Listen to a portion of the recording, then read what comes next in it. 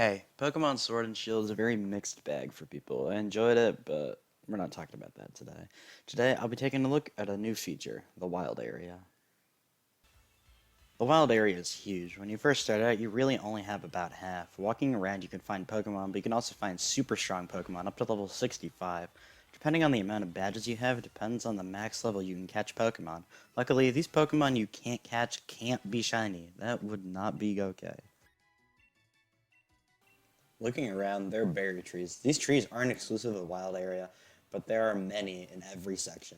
Shaking these trees drops random berries on the ground, and if you shake them enough, sometimes a Pokemon will drop down. This is a very good way to get berries for cooking in Pokemon Camp. Next are these raid dens. If you interact with the raid den, you get 50 watts that you can spend on items, which we'll talk about later. If there's a red beam shooting out, there's a raid Pokemon. Think raids from Pokemon Go. You and up to 3 other people locally or online can fight Dynamaxed Pokemon. Dynamaxed Pokemon is a new concept introduced in this game, but I won't be the one to talk about it now. You can Dynamax, and after a while in the higher star raids, the enemy Pokemon will put up a shield, and if it takes a certain number of hits to break that shield, it gets a massive defense drop. The more badges you have, the harder the raids get. I recommend to play with people online because if you have Nintendo Switch Online. The AI isn't really that smart, and playing with other people is better. If you don't know, you can get a week of Switch Online for free if you use my Nintendo coins. Since I already have one and I'll be nice, I'll give one away. You don't have to follow me or anything, just at me on Twitter saying you saw the video and I'll DM you the free code. I know my videos get like no views, but it's fun, so I can still keep making them. Anyways, after winning a max raid battle, you can catch the Pokemon. You won't always catch it, but it's just like a regular encounter. You can sometimes catch it. After the fight, you get a bunch of items, TRs, candies, and more. There's really a lot to max raid battles, and if you want to learn more, I recommend watching Austin John Plays. He has a lot of good raid battle tips, and I'll link his channel, and he has good content. The exclusive raid Pokemon switches monthly. He does updates on those too. That's really all I have to say on raid battles, and when I'm done with the game, this is where I spend most of my time. I'm not really into competitive battling, but I do shiny hunt, and the extra candy is always nice for grinding out my team. Many things are scattered across the whole wild area, like TMs and respawnable items. Using your bike with the upgrade, you can go on water and get to a few new places. You get the upgrade after beating the 6th gym.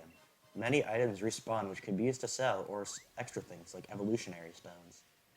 Next is this guy, or guys. There are many of them across the whole wild area, but each of them have different items in their shop. Watts are pretty limited, but once you beat the game, your standard 50 watts from interacting with raid dens increases to 200. A pretty good way to farm cash is to buy luxury balls and sell them. See, you don't need a 10-minute video with 6 ads to tell you this.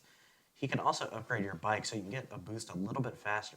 There's the Rotom Rally. You ride your bike while popping balloons from going from one side of the wild area to the other. You get watts for doing this. You should probably do this if you're going to go to the other side because free watts. He can also give you a makeover, which changes the color of your outfit on your bike depending on what type of Pokemon you have.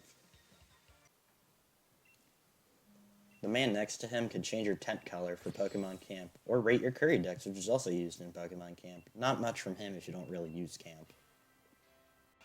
There's another daycare here under the bridge. The other one's on Route 5, but people use this one more because it's easier to run in circle and hatch eggs, which I do agree with. This is faster here. That's about it for the wild area. Every day there's different weather that changes in each section, so different Pokemon will spawn, giving you a reason to come back to get more Pokemon. This is probably my favorite new feature in these games. There isn't much to it, but I really like it. Doing raids with friends is fun, and they're constantly updating it with new Gigantamax Pokemon every month. Plus, with all the Pokemon and constant source of berries, it's a good place to waste time, hatch eggs, or do other things. That's all I really had to say. I know I don't get a lot of views, but it's fun, so I still do it. Other than that, if you want a week of Switch Online for free, at me on Twitter and we can do some raid battles together. Thanks for watching. I have like 3 videos backed up, so any motivation helps me if you like my content. Other than that, thanks for watching. See ya.